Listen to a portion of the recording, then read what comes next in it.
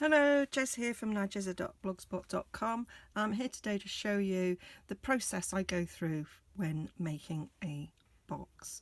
Now you may have already, I can't remember, depends on my scheduling, seen me make these little boxes for little lip balms, and I'm going to show you how I started with the lip balm and ended up with the box.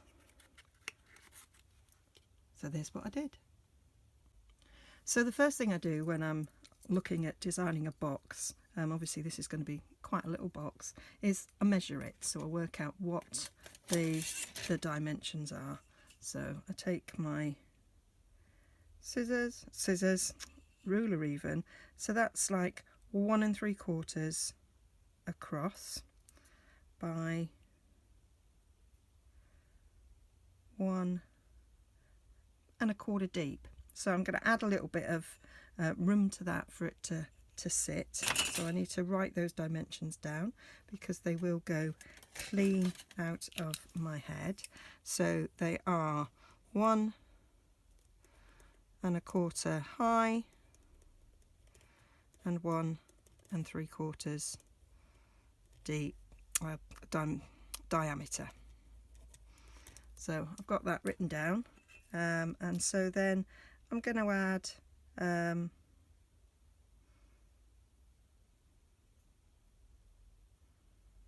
it's not 1 3/4, it's about 1 and 1 2 3/8. So if I make it 1 1/2, that gives me a little bit of room. So the diameter I'm going to do is 1 1/2, and then the depth I'm going to go to 1 1/4 will be lovely. Okay, so the circumference, well, the sort of base of the box is going to be 1 1/2 squared, and then the depth is going to be 1 1/4. So if I want the box to be a lift up the lid box, or I think I'm going to have a separate lid box, so the base is going to be and then it's going to be 1 1/4 inch deep. So I might do the lid 3/4 of an inch. So the lid 3/4 of an inch deep, and so I shall draw myself a plan and make that up. So I've done my quick sketches. I don't use rulers at this stage, I just do a quick little thing. So for the lid, it's going to be a square. So the middle of the square is 1 1/2 inch square, and the sides are 3/4 inches down. So add those three numbers together, it comes to 3 inches. So that's going to be a 3 by 3 square. The base is 1 1/4 up the sides, 1 1/2 on the bottom, so that's 4. So that's a 4 by 4 square. Alternatively, for the base, you could use a long strip and make it in a slightly different way, and I worked that out to be 3 by 6 1/4. So it kind of depends on how you want to do your sort of cutting.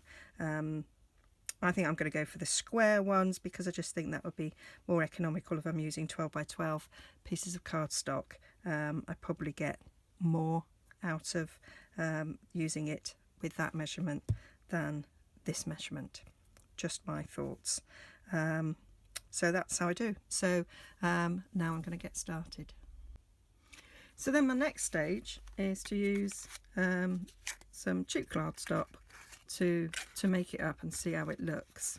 Okay, and I forgot in my initial measurement that I take a smidge off. Either take a smidge off the base or add a smidge to the lid. In this case, I took a smidge off the base because I felt in the end that 1 1/2 was a little bit too much. So I took 1/8 off, and actually I should have took a 1/16 off because that's too loose. So I'm going to adjust that. I also think the depth of that is a bit too much, so instead of having 3/4, I'm going to cut it down to 5/8. And the other thing was I felt that actually it was a little bit too tall there, so I'm going to cut that down. So that's why I do this. Took literally 5 minutes. So I'm going to adjust it. So I've adjusted it now, got the measurements that I want to use, did a little bit of maths. The little notches here help literally count along to help me work that out. So the base is going to be 3 13/16 square, and the lid's going to be 2 3/4 square. So not much cardstock. So now I'm going to make it up. Okay, so I've cut out all my pieces. So I've got my lid and my base, and I'm going to do some heat embossing on the lid. Refer back again, it was 1 3/16, which I can't see on this school board because it just does it in eighths. So I will use my stamping trimmer for this, because I can get 16ths. So 1 and 1, 2, 3/16 on all 4 sides.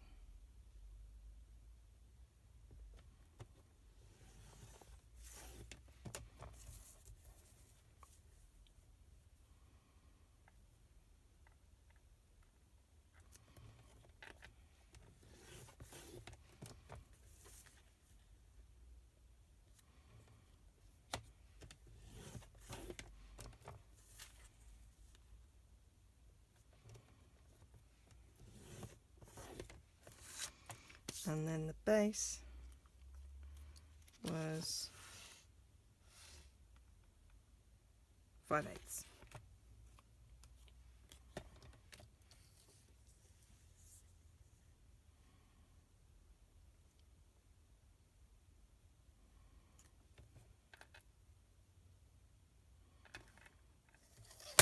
I'm going to change to my school board for this, because I can't do the maths in my head and I will school wrong, and I don't want to do this again. So 5/8, 4, 5.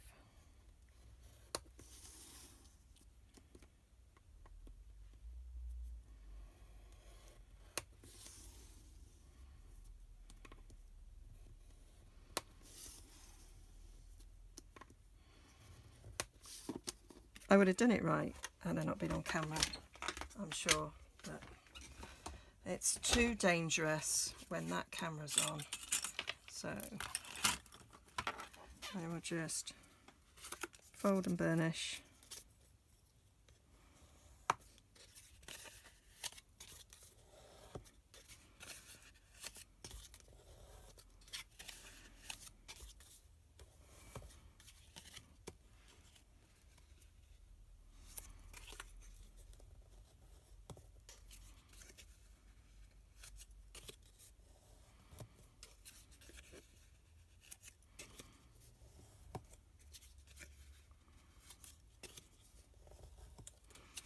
There we go, and then it's simply cut these up, a bit like my Night and Navy box that I did. Matter of fact, not a bit like it at all, it's exactly the same.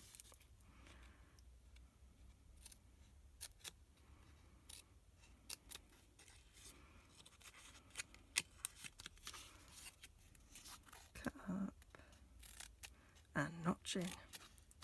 Really so simple.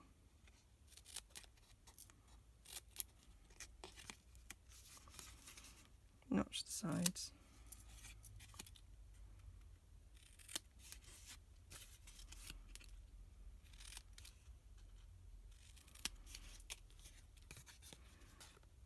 And then the bottom,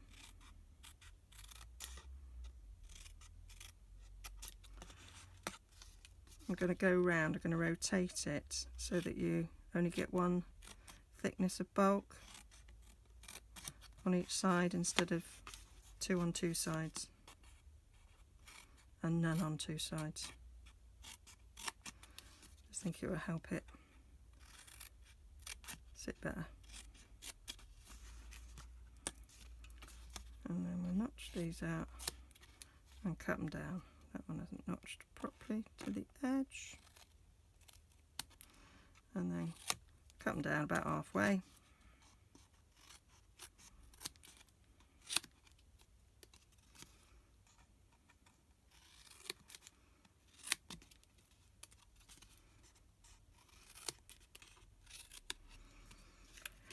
There we go. So base looks like that, lid looks like that, and then a bit of Tombow on these edges. Put a bit too much on. That one there, it's all a little bit of a spludge. Do usually have lolly stick. Can't find it. Oh well. It'd be right. Stick that one there.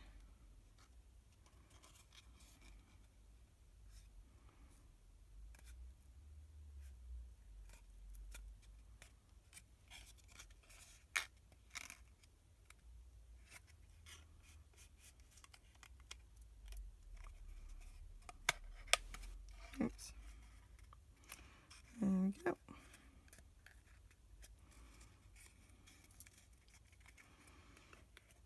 It's my base. Same with the lid. The lid I didn't do it on the other way around because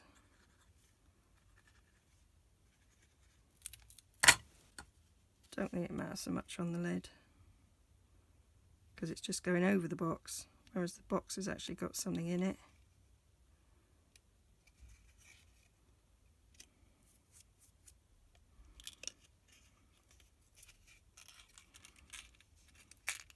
Am I completely off camera? Sorry. Out of practice, been on holiday.